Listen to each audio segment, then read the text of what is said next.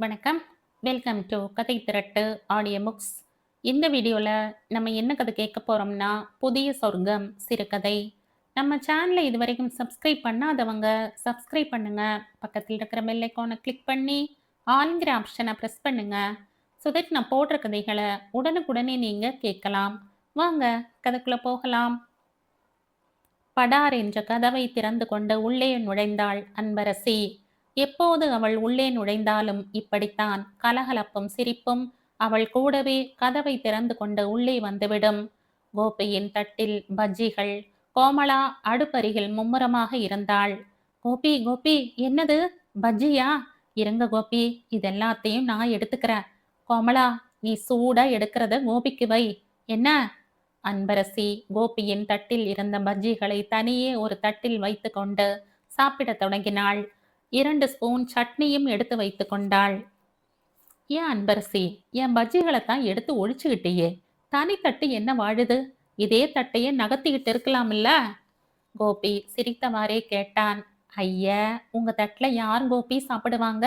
நொளப்பி வச்சிருப்பீங்களே, சட்னியை வேற எச்ச பண்ணிட்டு இருப்பீங்க. அதான் புது தட்டு, புதுசா கொஞ்சம் சட்னி. கோமளா வியர்வை வழிய வழிய வெளியே வந்தாள். ஆரம்பிச்சிட்டீங்களா சண்டைய? ஏண்டி அன்பு, 2 நிமிஷம் பொறுக்க முடியாதா?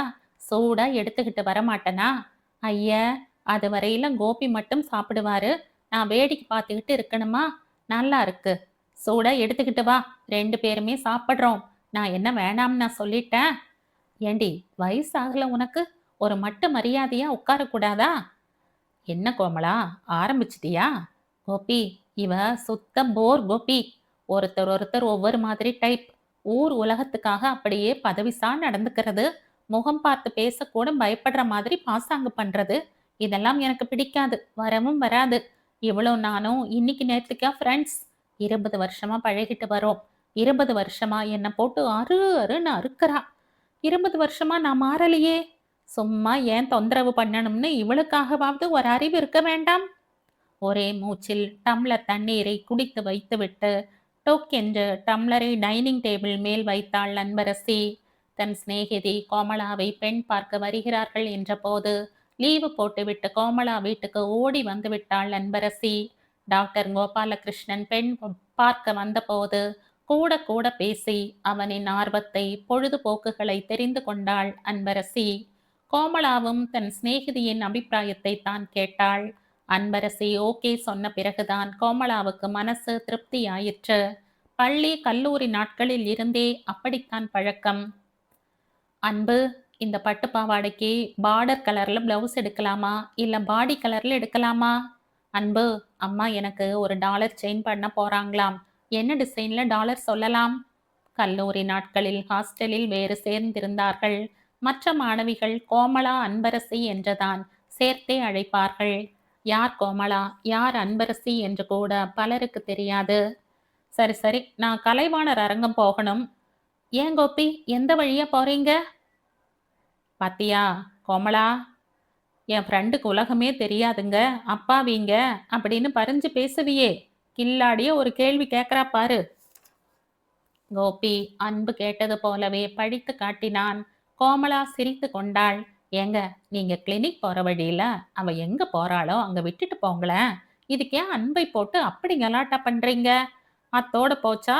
கையில பைய பார்த்தாலே தெரியல, இங்கதான் 4 நாள் டேரா போடுற மாதிரி வந்திருக்கா. இப்ப நான் போற வழியில கொண்டு போய் விடணும், அப்புறம் வர்ற வழியில திருப்பி கூட்டிகிட்டு வரணும். இதுதான் கோமளா, கோபிகிட்ட எனக்கு பிடிச்ச குணம். ஒரு விஷயம் கோடி காட்டினா போதும், என்னம்மா அவர் புரிஞ்சுக்கிறாரு பாத்தியா? அன்பு கையை தட்டி சிரித்தாள். என் அறிவு உங்களுக்கு எங்க தெரியும்? இப்படி கிண்டல் பண்ணத்தானே தெரியும். சீச்சி கோபி, நான் கிண்டல் பண்ணவே இல்லை. உங்க புகழ் எங்களுக்கு தெரியாதா என்ன? போன வாரம் கூட அங்க நர்சிங் ஹோம்ல முன்ன இருந்தாரே ஒரு பேஷண்ட், அவரோட மருமகனை பார்த்தேன். உங்களை என்னமா புகழ்ந்து பேசினாரு தெரியுமா? யார் அது? என்னவாம்? வந்து கோபி, அந்த பேஷண்ட் உங்க நர்சிங் ஹோம்ல தான் இருந்தாராம். இங்க நல்லா அவரை கவனிச்சு சரிப்படுத்திட்டனா? ஆஹா, ஒரே அடியா மேல அனுப்பிச்சிட்டீங்களாம். சொத்தெல்லாம் இந்த மருமகனைத்தான் வந்து சேர்ந்துட்டதாம். எவ்வளவு மகிழ்ச்சியா உங்களுக்கு நன்றி சொன்னாரு தெரியுமா? அன்பரசியின் சிரிப்பில் கோமளாவும் சேர்ந்து கொண்டாள். ஒரு நாள் இல்லனா ஒரு நாள் நீ என்கிட்ட வாங்க போற அன்பு. பாதி கோபமும் பாதி சிரிப்புமாக சொல்லிவிட்டு கோபி ஸ்கூட்டரை இறக்கி வந்து நிறுத்தினான். என்ன ரெடியா? வந்து ஒழி சீக்கிரம். பாத்தியடி கோமளா, மனுஷனுக்கு என்ன ஆத்திரம்னு நான் வேடிக்கையாத்தான் சொன்னேன். இவர் ஆத்திரப்படுறத பார்த்தா இவர் பேஷண்ட்டுங்க 8, 9 பேரு செத்திருப்பாங்க போல இருக்கு. கோமளாவின் காதுக்குள் கிசுகிசுத்தாள் அன்பு. கோமளாவுக்கோ அடக்க முடியாத சிரிப்பு. ஏங்க, ஞாபகமா இவள கலைவாணர் அரங்கத்துல இருந்து கூட்டிக்கிட்டு வந்துடுங்க. ஆமா, என்னடி ப்ரோக்ராம்? ஏதோ ஒரு கூட்டம். எங்க காலேஜ் பிரின்சிபல் எல்லாரும் வரணும்னு சொல்லிட்டாங்க. யாரோ ஒரு ஃபாரினர் வந்து பேசுறாராம். கோபியின் பக்கம் திரும்பி சொன்னாள் அன்பு. ஏங்க கோபி, என்ன போற வழியில கொண்டு விட்டா போதும். 1 மணி நேரம் இருந்துட்டு நான் பஸ் பிடிச்சு வீட்டுக்கு வந்துடுவேன். அம்மாடி தாயே, ஆளை விட்டியே. நான் மறந்தாப்புல வந்துட்டு இருந்தேன்னா இவகிட்ட பேச்சு வாங்கியிருப்ப. சரி சரி, நடமா மகராசி. பரவாயில்ல கோமளா, கோபிக்கு நல்ல நல்ல பேரெல்லாம் வைக்க தெரியுது. வரட்டாடி. இந்தாங்க கோபி, ரொம்ப வேகமா போகக்கூடாது. வர்றதே ஓசி சவாரி, அதுல மகாராணி ஆணையெல்லாம் வேற பிறப்பிக்கிறாங்க. சரி சரி, பத்திரமா பார்த்து போங்க. ராத்திரி சீக்கிரமா வீட்டுக்கு வந்துடுங்க. அன்பு, அங்க எங்கேயும் மொக்கிக்கிட்டு வந்துடாத. இங்க நான் செய்யறது எல்லாமே வேஸ்டா போயிடும். கோமளா ஒற்றை விரலை ஆட்டி ஆட்டி எச்சரித்தாள். நான் தோ இப்பவே வந்துடுவேண்டி. நீ கோபி கிட்ட கண்டிச்சு சொல்லி அனுப்பு. ஏன்னா சிவாஜி கேசட் 2 வாங்கிட்டு வந்திருக்க. ராத்திரி போட்டு பார்க்கலாம். என்ன படம் அன்பு? டாக்டர் கோபி ஒரு கணம் சின்ன பையன் கோபியாக மாறிவிட்டான். அவன் முகம் எங்கும் அப்படி ஒரு மலர்ச்சி. நீங்க ரொம்ப நாளா பார்க்கணும்னு சொல்லிக்கிட்டு இருந்தீங்களே, சாதனை. அப்புறம் பழைய படம் ஒண்ணு, அதான் பாகப்பிரிவினை. வெரி குட் அன்பு. ஏதோ லைஃப்ல உருப்படியா ஒரு வேலை பண்ண. சீக்கிரம் கிளம்பு. இருவரையும் அனுப்பிவிட்டு உள்ளே வந்தாள் கோமளா. தனக்கு அன்பு மீது பாசம் பரிவு இருக்கிறது என்றால் 20 வருட பழக்கம். தன் சிநேகிதி மீது கணவனும் கள்ளமில்லாத அன்பை வைத்திருப்பது அவளுக்கு பெருமையாக இருந்தது. கோபிக்கு 2 அண்ணாக்கள் தவிர கூட பிறந்த அக்கா தங்கைகள் கிடையாது. ஒரே ஒரு தங்கை தானாம். வாயாடியாக அன்பரசி போலவே அட்டகாசம் பண்ணி கொண்டு திரிவாளாம். 12 வயசில் வந்த ஒரு விஷ காய்ச்சல் அவளை அவர்களிடமிருந்து பறித்து கொண்டு போய்விட்டது. கோபிக்கு கோமளாவை பெண் பார்க்க போன போதே அன்பரசியின் குறும்பு கிண்டல் இவற்றை கேட்க கேட்க செத்து போன தன் தங்கையே மீண்டும் வந்தாற் போல இருந்தது. கோமளாவுக்கு இந்த விஷயம் தெரிய வந்தபோது அப்பாடா என்றிருந்தது. வரப்போகிறவர் தன் சிநேகிதியிடம் அன்பாக பாசமாக பழகுகிறவராக வர வேண்டுமே என்ற கோமளா கும்பிடாத தெய்வமே இல்லை. திருமணமாகி இந்த 7 ஆண்டுகளில் பல முறை கோபியும் கோமளாவும் தங்கள் வீட்டிலேயே வந்து இருக்கும்படி அன்பை வற்புறுத்தி அழைத்து விட்டார்கள்தான். அன்பு திடமாக மறுத்துவிட்டாள். அவள் கல்லூரி விடுதியிலேயே தங்கிக் கொண்டாள். அதுதான் அவளுக்கு பிடித்திருந்தது. கல்யாணமே வேண்டாம் என்று முடிவெடுத்து விட்ட அன்பரசியால் கிராமத்தில் இருக்கும் பெற்றோரை ஆண்டுக்கு ஒரு முறை மட்டுமே போய் பார்த்து வருகிற அன்பரசியால் கோமளாவை மட்டும் பார்க்காமல் இருக்க முடியாது. அந்த நட்பு நாளுக்கு நாள் வளர்ந்ததே தவிர இம்மி அளவும் குறையவில்லை. ஏன் கோமளா, சமையல் எல்லாம் முடிச்சிட்டியா? அட, நீ என்னடி இவ்வளவு சீக்கிரம் வந்துட்ட? ஆ, மணியை பாரு, 2 மணி நேரம் ஆகுது. மெல்லிய வாயில் புடவையை கட்டிக்கொண்டு வெளியே வந்தாள் அன்பு. கோமளா, நீ என்ன இப்பெல்லாம் டயர்டா தெரியறையே? என்னவாவது டானிக் பழம் சாப்பிடக்கூடாதா? இன்னைக்கே அப்படி தெரியறனா? என்னவோ, அதெல்லாம் ஒன்றும் டயர்டா இல்லடி. எனக்கு என்ன, நிம்மதியா வீட்டில் உட்காந்து உட்காந்து சாப்பிட்டுக்கிட்டுல இருக்கேன். நீ தான் பாவம் பொழுதுக்கும் கிளாஸு கிளாஸுன்னு அல்லாடுற. அங்கேயும் ஹாஸ்டல் சாப்பாடு தானே? பேரு தான் ஹாஸ்டல் சாப்பாடு. வாரத்தில் 2 நாள் இங்கே தானே வந்துடுறேன். எதுக்கு அந்த பிரச்சனை? நிம்மதியா நீ இங்கிருந்தே காலேஜுக்கு போகலாமில்ல? ஏண்டி தொணப்புற கோமளா?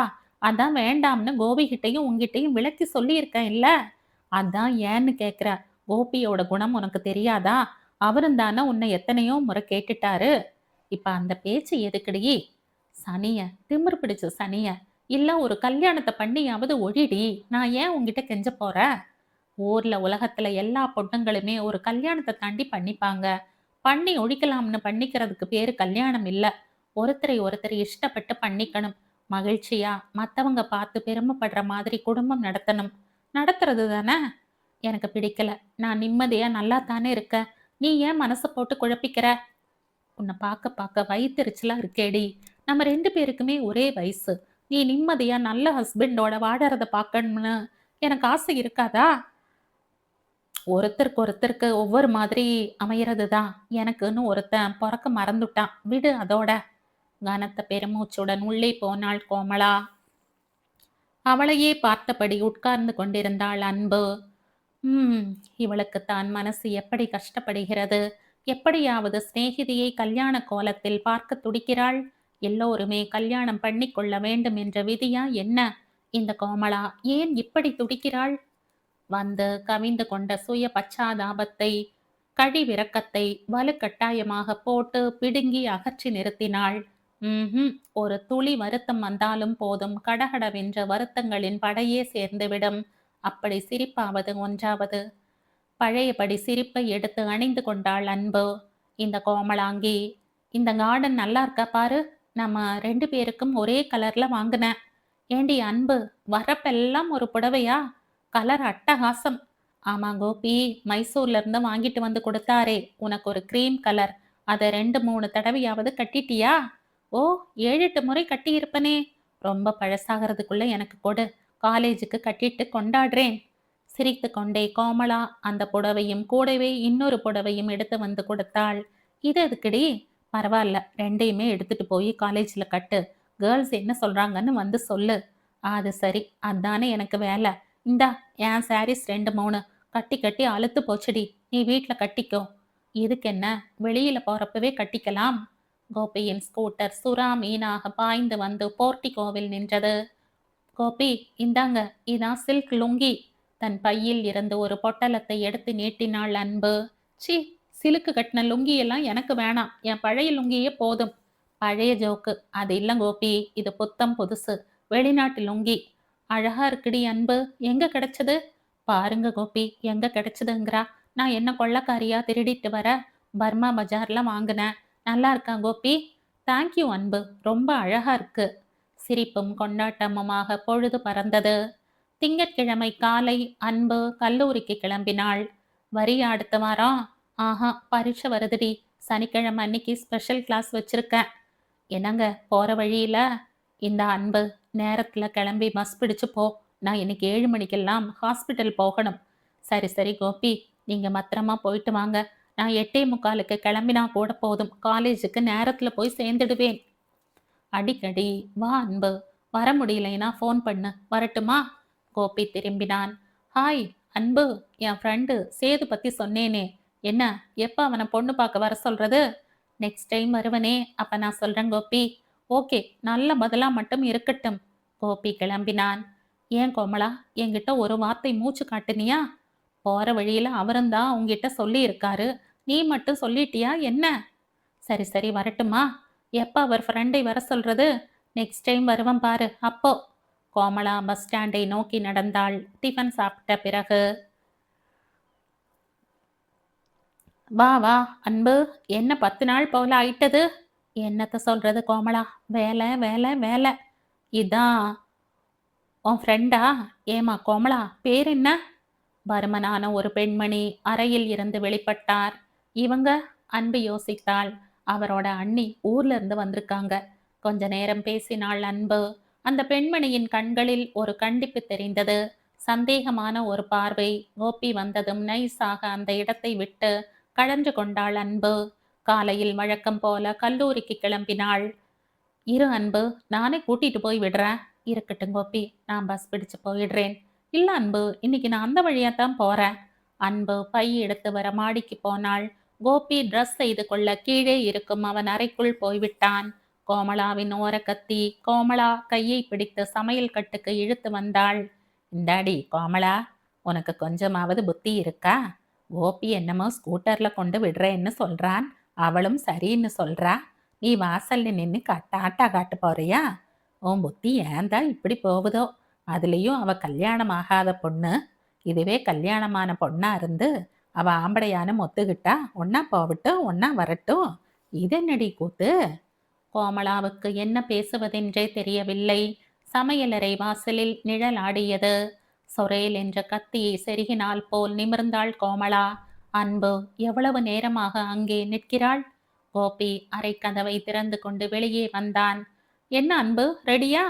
கோபி, நான் பஸ் பிடிச்சு போய்க்கிறேன்.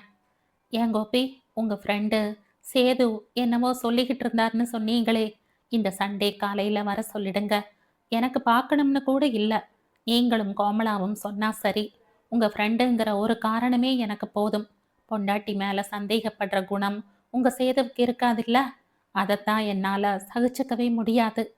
விடு விடுவென்று வெளியேறினாள் அன்பு. அவள் முகம் கோபத்தில் குழம்பி இருந்தது.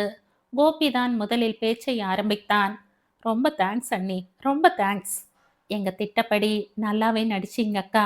கோமலா தன் ஓரகத்தியின் கையை மிருதுவாக பற்றி கொண்டாள். அவள் கண்கள் கலங்கி இருந்தன. அதே நேரம் புதிய சொர்க்கத்தின் கதவு ஒன்றும் திறந்து கொண்டது என்பது புரிய வரவே கண்களை துடைத்து கொண்டாள் கோமலா.